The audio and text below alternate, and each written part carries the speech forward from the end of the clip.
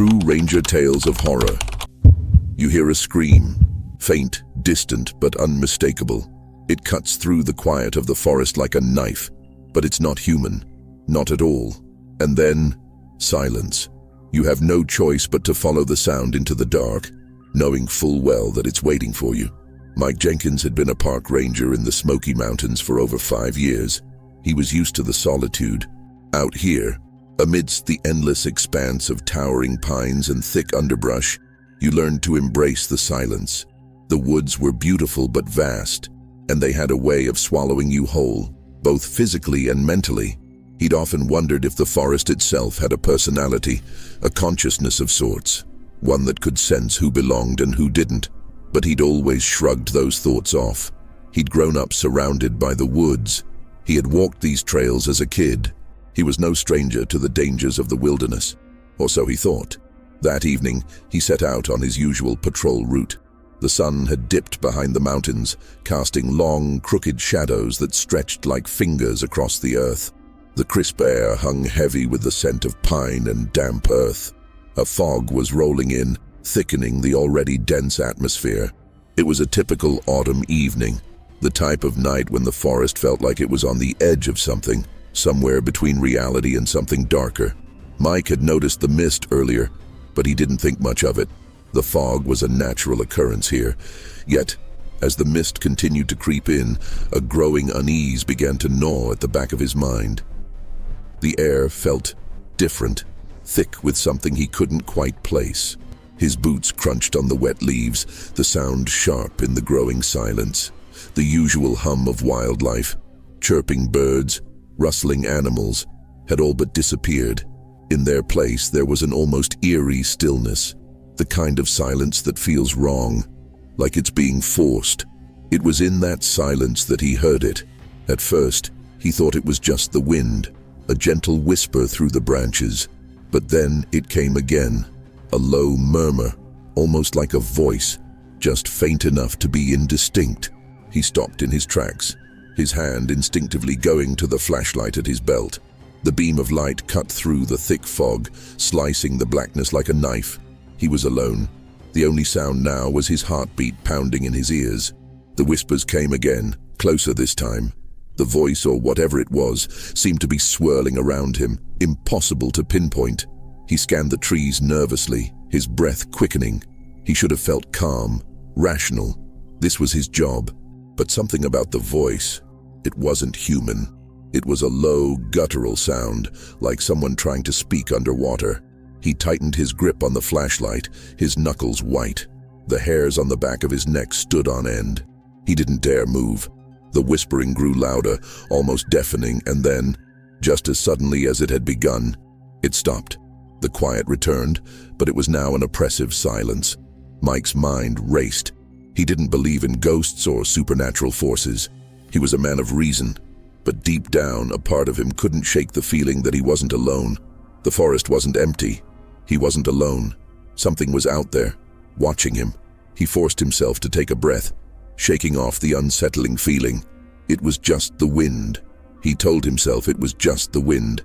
But when he turned to continue walking, he caught sight of something in the corner of his eye. A figure standing just beyond the reach of his flashlight's beam. A tall, dark silhouette, unmoving and still. His heart skipped a beat. It wasn't an animal. It wasn't another ranger.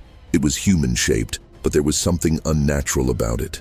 The figure was far too tall, too gaunt, and the shadows around it seemed to twist and warp, as if the darkness itself was bending toward it. Mike's breath hitched. "Hello?" His voice sounded strange in the stillness, too loud, almost out of place. But the figure didn't respond. It just stood there, motionless, its shape barely visible in the darkness. Mike's mind screamed at him to run, but his legs wouldn't cooperate. His gaze remained locked on the figure, and for a moment, he thought he saw it move. The slightest twitch, the slightest shift. His instincts screamed at him, but his body remained frozen. And then, before he could react, the figure was gone, disappearing into the night like it had never been there at all. Just vanished. Mike stood there, frozen, in a state of disbelief. He told himself it was nothing, just his mind playing tricks on him. The fog was thickening, the shadows were shifting, and the isolation of the forest was starting to get to him. But deep down, something told him that wasn't it. That figure, it wasn't a trick of the light. It was real, and it was out there, watching. He turned quickly, his heart pounding in his chest. He had to get back to the ranger station. The tension in his body was unbearable. Every crack of a branch or rustle of leaves sent his nerves into overdrive. But as he walked, the unease lingered, growing stronger with every step. The whispers were gone, but the feeling wasn't. The feeling of being watched, of something following him, just out of reach. It wasn't just paranoia. Mike knew it. Deep down, he knew something was out there in the fog, something that had been waiting for him. As he made his way back to the station, he kept telling himself that it was just a figment of his imagination, that he had seen something, probably a deer or a trick of the light, and let his mind run wild. But no matter how many times he tried to rationalize it, the nagging feeling of dread didn't go away. In fact, it only grew stronger. There was something in those woods, something old and ancient, that wanted him there, and Mike wasn't sure how much longer he could keep running from it.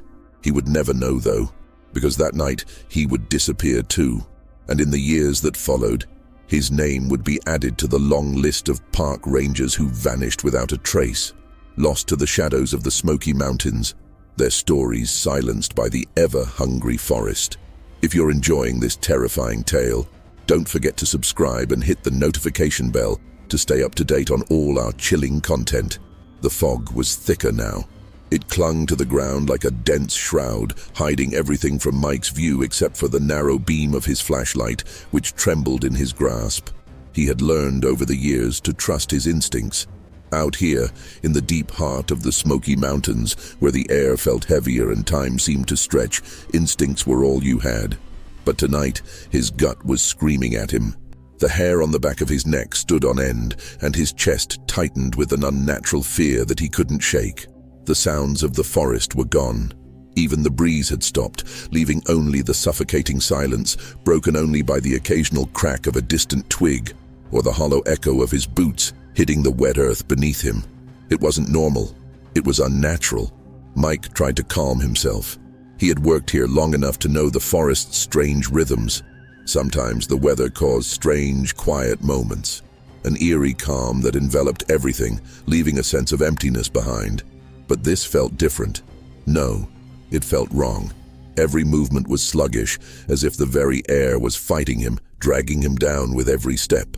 It wasn't just the fog. It was the way the trees bent toward him, as though they were watching him, reaching for him, closing in around him with an almost malicious intent. The weight of the silence pressed in, and he couldn't shake the overwhelming sensation that the forest itself was holding its breath, waiting for something to happen. He stopped in his tracks again, his heart pounding. The whispers from before had returned, so soft at first that he questioned if they were even real. A fleeting breath of sound, like the flutter of a moth's wings, but unmistakable once you paid attention. The murmur seemed to come from all directions, as if the trees themselves were speaking in a language he couldn't understand. It wasn't wind. It wasn't animals. It was something else. It was something that shouldn't be there. And worse, it was drawing closer. Mike swung his flashlight around, trying to catch the source of the noise, but there was nothing. No movement in the shadows, no shape hiding behind the bark. The trees stood as still as statues, their gnarled branches twisting toward the sky like reaching fingers. His breath came faster, more ragged, as his mind worked to make sense of the situation. There had to be an explanation. Perhaps another ranger was near. Maybe it was some kids messing around in the woods, playing pranks. Maybe it was just his imagination running wild after too many hours in the isolation of the mountains. But deep down, a growing certainty began to settle over him. This wasn't normal. He wasn't alone. And whatever was out there, it wasn't friendly. The whispers grew louder, louder still, until they were no longer whispers but full-fledged voices, overlapping and disjointed, impossible to make sense of.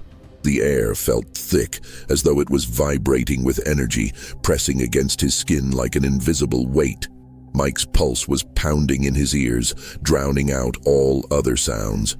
His flashlight flickered again, briefly, before dying completely. The darkness swallowed him whole. He could feel the weight of it around him, clinging to him like a second skin, a suffocating void that seemed to consume everything. He reached for the spare flashlight at his belt, his hands shaking uncontrollably, and when he clicked it on, the beam sliced through the fog once more. That's when he saw it. At first, it was only a shadow, barely perceptible through the mist, but it grew clearer as Mike's eyes adjusted to the darkness. A figure, tall, much taller than a human should be, standing motionless in the distance. The faint glow of his flashlight reflected off something metallic, something sharp. For a brief moment, Mike thought it might be another ranger, but there was something wrong with the shape. The figure was unnaturally tall, too thin. Its limbs stretched out in ways that were wrong. The body seemed almost featureless, except for a vague outline of arms and legs. It was like a dark smear against the fog, a shape that didn't quite belong in the world of flesh and blood. Mike's breath caught in his throat. It wasn't a person. He could feel it now, the weight of the thing that lurked just beyond the edge of the light. It wasn't human. It wasn't anything he could explain. His instincts screamed at him to turn and run, but he couldn't move. His body was frozen in place, paralyzed by a fear deeper than any he had ever felt.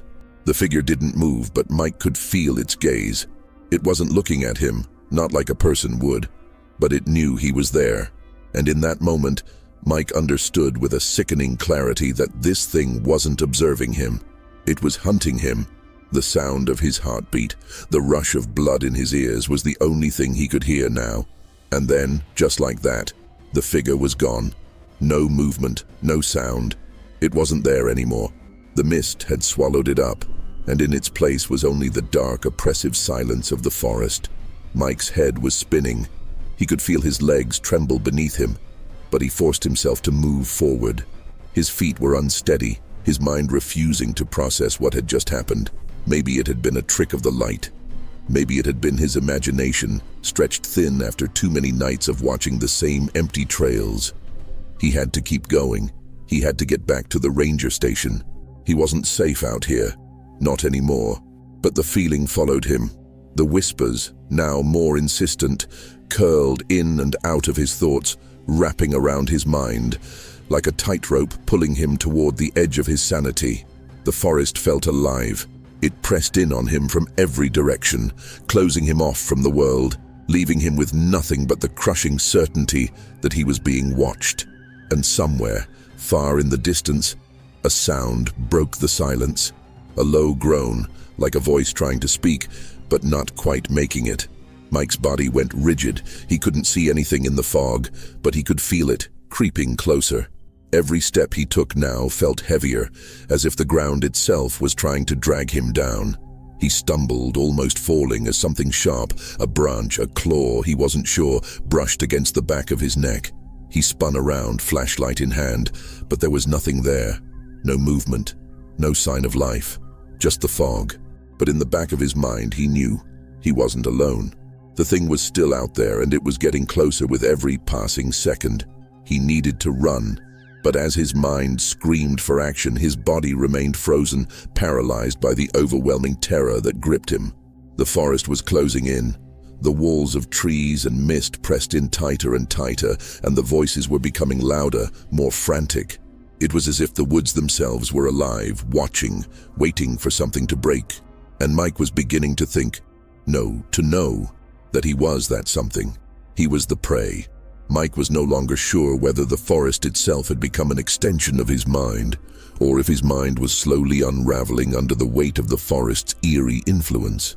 He had spent countless nights patrolling these same trails, never once feeling the suffocating grip of dread that was now suffusing every fiber of his being. His flashlight, now trembling uncontrollably in his hand, seemed insufficient to ward off the consuming darkness.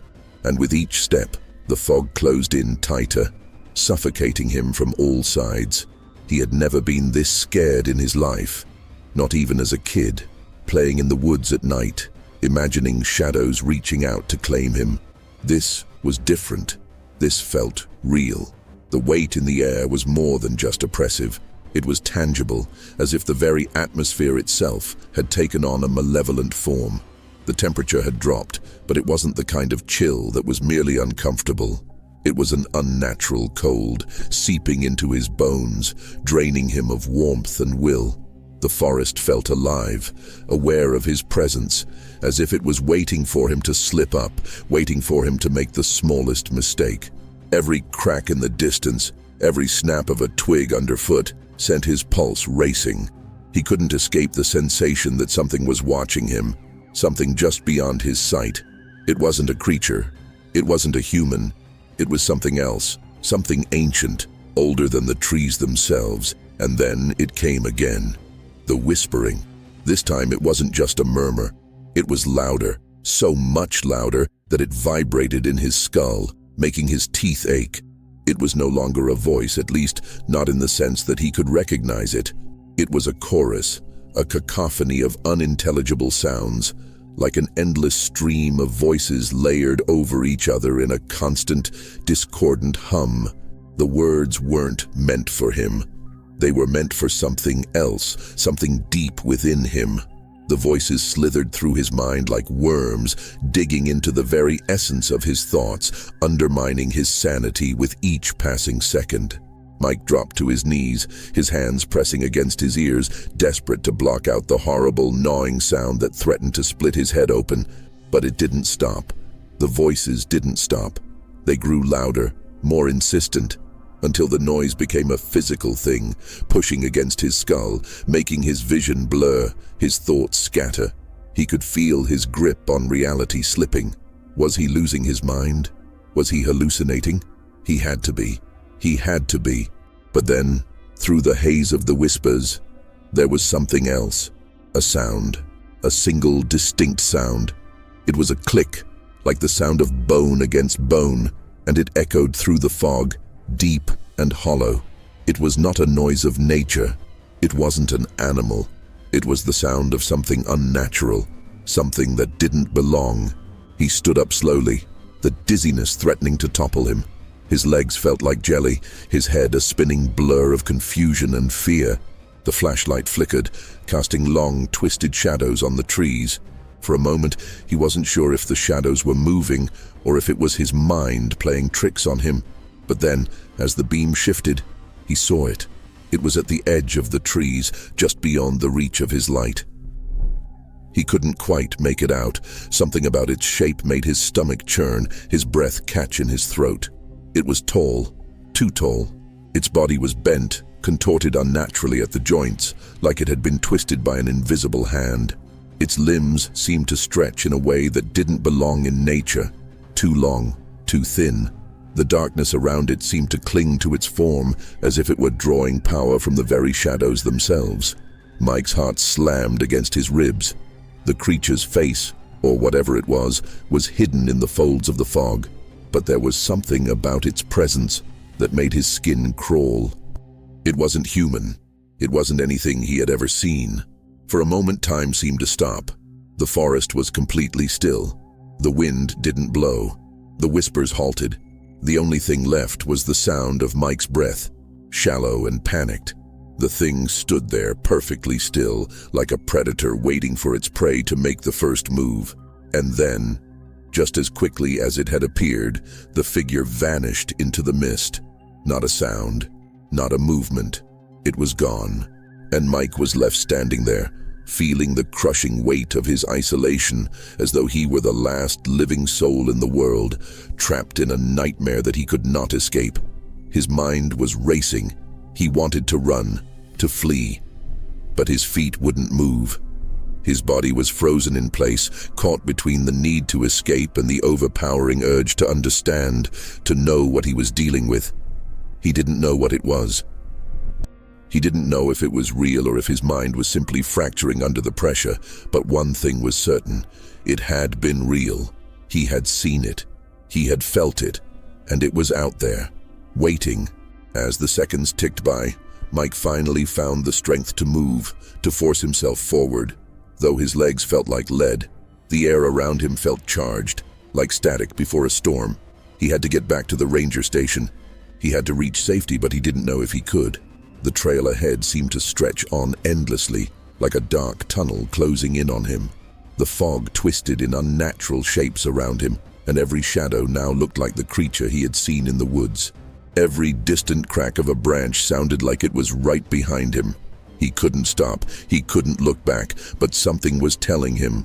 No, something was behind him. Something was following him just out of reach. He could feel it. He could hear it, faint, but growing louder. It was the same sickening click from before, the sound of bone against bone, and it was coming closer with every heartbeat. Mike pushed himself harder, faster, his breath ragged as he sprinted through the fog, his mind unraveling further with each desperate step. His thoughts were a tangled mess of confusion, fear, and terror. He had to get to the ranger station. He had to warn someone. But the voices came again, louder, more chaotic now, and the ground beneath him seemed to shift, as though the earth itself were moving, buckling beneath his feet. Every step felt like he was walking on a precipice, and at any moment, the earth could swallow him whole. His heartbeat thudded in his ears, drowning out everything but the growing terror inside him. Then, in an instant, the forest fell silent again. Not the usual quiet. This was worse. This was the silence of waiting, and that was when he heard it, unmistakably. The click, closer this time. He turned around, his pulse racing, his throat dry, but the woods were empty, or so it seemed. The darkness felt thicker now, pressing in from all sides, and as he stood there, trembling with fear, he realized the terrifying truth. It wasn't the forest that was closing in on him. It was something else entirely.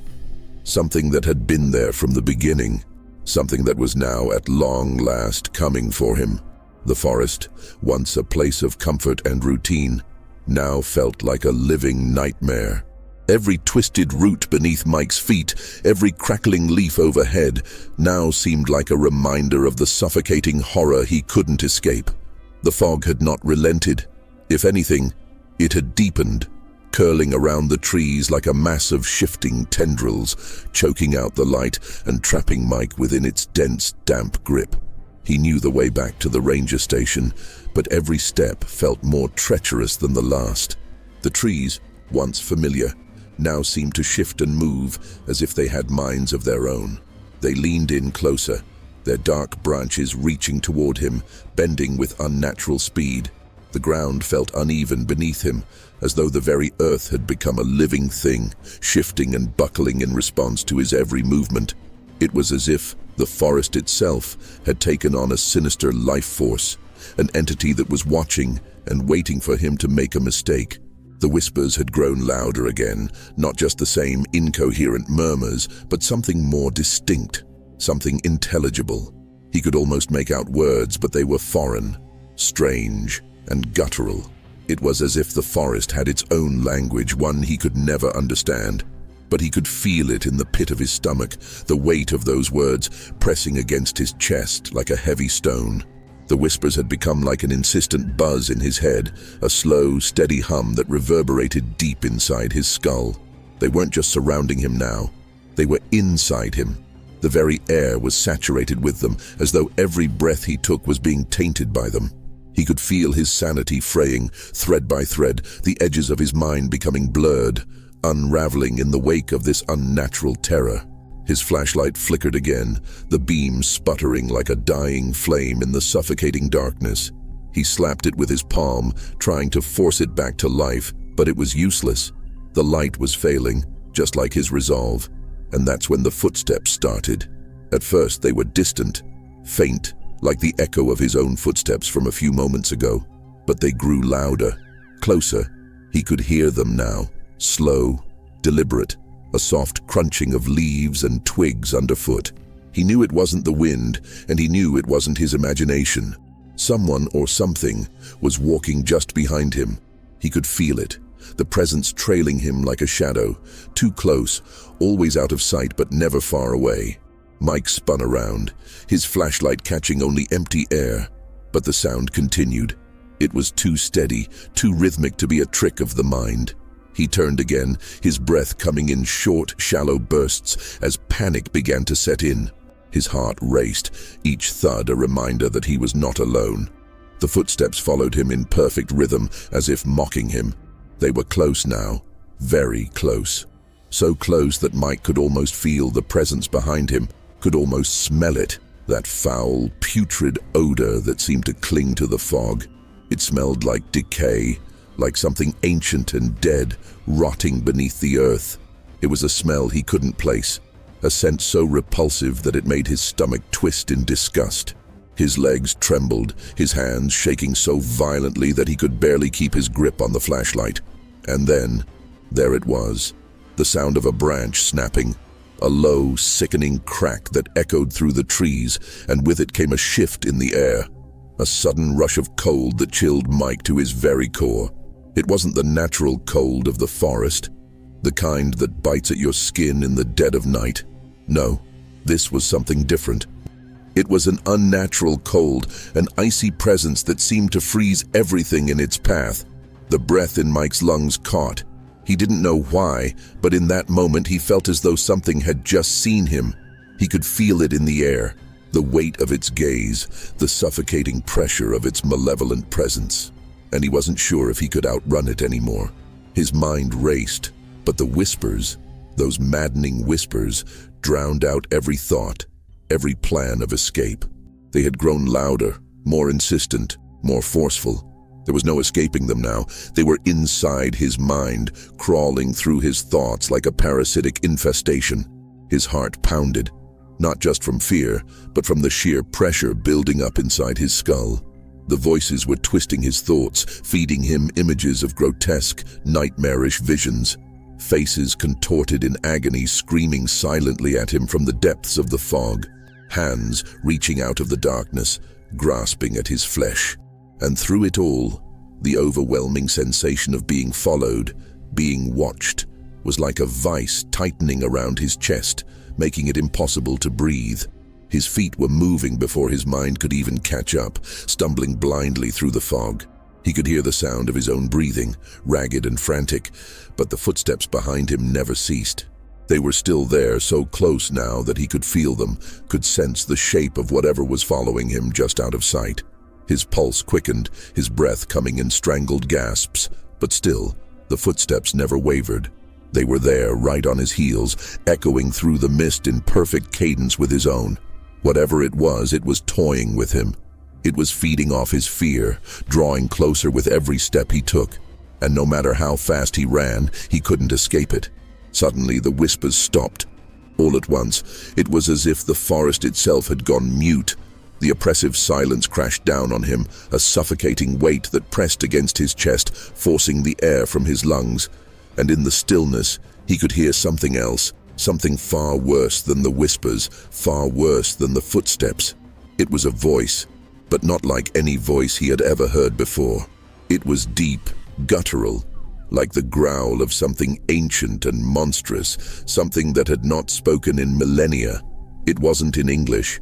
It wasn't even in a language he could recognize, but he could understand it, as if his very soul understood it. The voice was calling him by name. Mike. He froze. The voice had no source. It wasn't coming from behind him or from the fog or from the trees.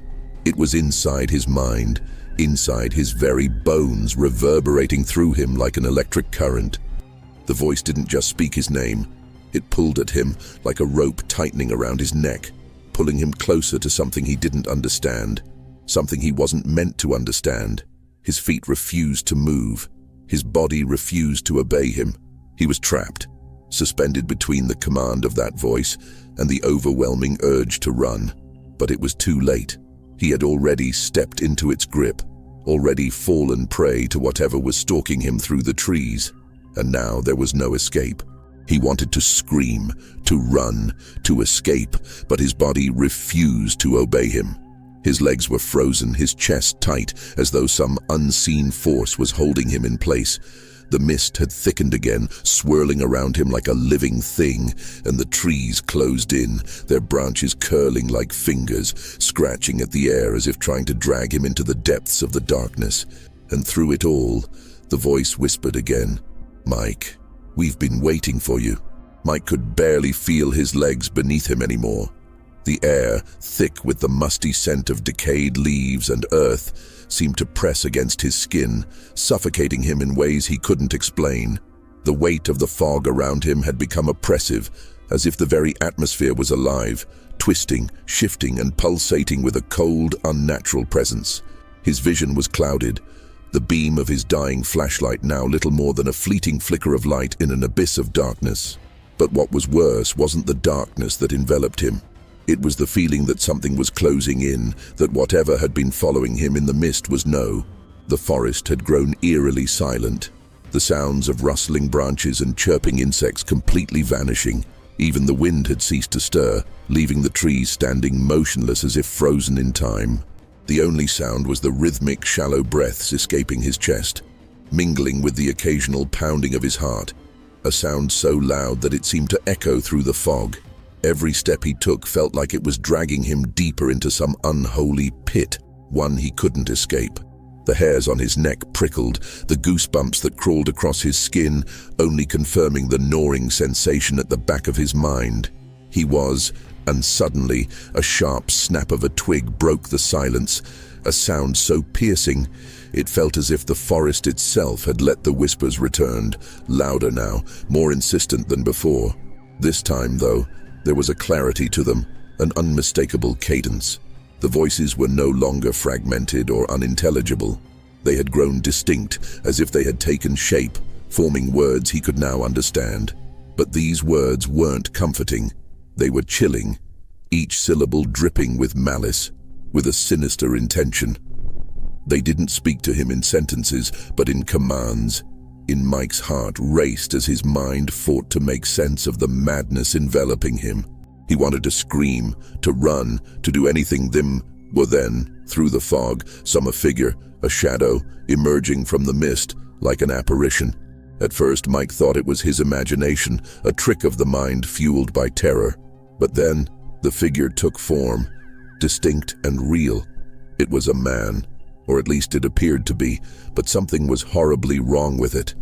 The figure was tall, unnaturally tall, its limbs long and crooked, twisted in a way that made it look more like a sickly tree than a person.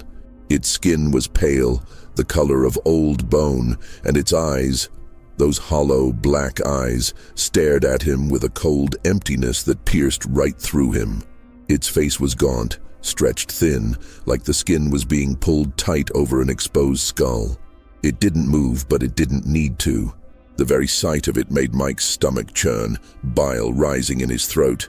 The figure's mouth, wide and grotesque, opened, and from its throat came a sound that wasn't human. It was a gurgling, wet noise, like something struggling to speak through a throat filled with blood and rot. The sound burrowed into Mike's brain, driving him to the edge of madness. But it wasn't the sound that made his heart stop. No, it was the words. The words it spoke were his name. They came in a low, hissing whisper that slithered into his ears like venom. "Mike," it rasped, its voice now a sickening slither of sound that dripped with malice. "Mike, you've been chosen." Mike stumbled backward, his legs giving out beneath him as his heart thudded erratically in his chest. His breath was ragged, his mind racing, fighting to comprehend the terror that was uncoiling in his gut. But the figure didn't advance. It simply stood there, watching, its hollow eyes never leaving him, as if waiting for him to make the next move, to fulfill some sickening purpose he couldn't yet understand. A scream clawed at his throat, but it never came. His voice had abandoned him, drowned in the suffocating horror of what he was facing.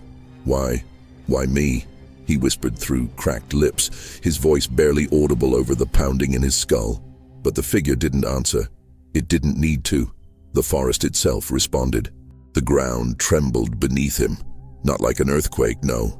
It wasn't the earth shaking in a natural way. It was as if something beneath the soil had stirred, something ancient and forgotten. The trees around him groaned, their gnarled branches shifting, creaking, as if they were alive, as if they were bending to some unseen force. And then, the ground gave way. Not beneath him, but all around him. The earth cracked open in jagged, unnatural fractures, revealing the blackened abyss beneath. The mist poured into the cracks, swirling like a living thing, as if the forest itself was feeding the darkness beneath it, drawing strength from the very core of the earth. Mike's eyes widened as the figure's lips curled into a grotesque smile. It was no longer speaking. Its silence was worse than the sound. The ground beneath Mike's feet seemed to groan in anticipation, the cracks widening, and through them, something began to rise. At first, it was only a whisper, a movement in the shadows, but as the cracks deepened, so too did the presence, the terrible force crawling out of the earth. Mike's mind snapped, his thoughts crumbling beneath the weight of terror. He knew what was coming. The figure raised its hand, pointing at Mike with a finger so long and pale it seemed to stretch across the void itself. And then, in one swift motion, it gestured to the ground beneath Mike's feet. And Mike saw it. He saw the shapes emerging from the cracks, writhing, contorting, reaching for him with thin, skeletal fingers, their bodies bent and twisted in grotesque shapes. They were coming, the entities from the depths, the things that had been waiting for him, for this moment. He was their sacrifice, their offering. The ground split open further, revealing what lay beneath, the hollow, gaping void of the earth where they had been waiting. Mike screamed.